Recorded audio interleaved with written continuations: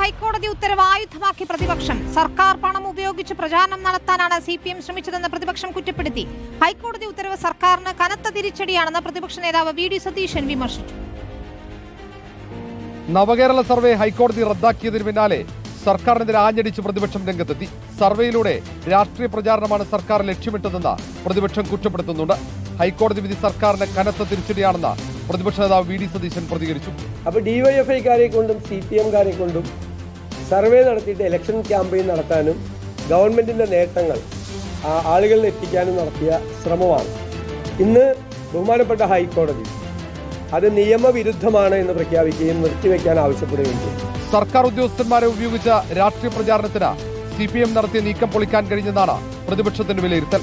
കേരള ചരിത്രത്തിൽ ഇതുവരെ നടക്കാത്ത സംഭവമാണ് ഈ സർവേ എന്ന് മുൻ പ്രതിപക്ഷ നേതാവ് രമേശ് ചെന്നിത്തല പ്രതികരിച്ചു. സർക്കാരിന്റെ കരണം തേറ്റ ഒരു അടിയാണ്. ഇതിൽ കൂടുതൽ വലിയൊരു അടി അടുത്ത കാലത്ത് ലഭിക്കാനില്ല. കോടതിയുടെ തീരുമാനത്തെ ഞാൻ സ്വാഗതം ചെയ്യുന്നു. തദ്ദേശ തെരഞ്ഞെടുപ്പിലെ തിരിച്ചടിക്ക് പിന്നാലെയാണ് സർക്കാർ സർവേ തീരുമാനിച്ചത്. ഗൃഹസന്ദർശനത്തിന് പാർട്ടി പ്രവർത്തകരെ തെരഞ്ഞെടുത്തതോടെയാണ് പ്രതിപക്ഷം സർവേക്കെതിരെ പരസ്യ നിലപാട് സ്വീകരിച്ചത്. റിപ്പോർട്ടർ, തിരുവനന്തപുരം.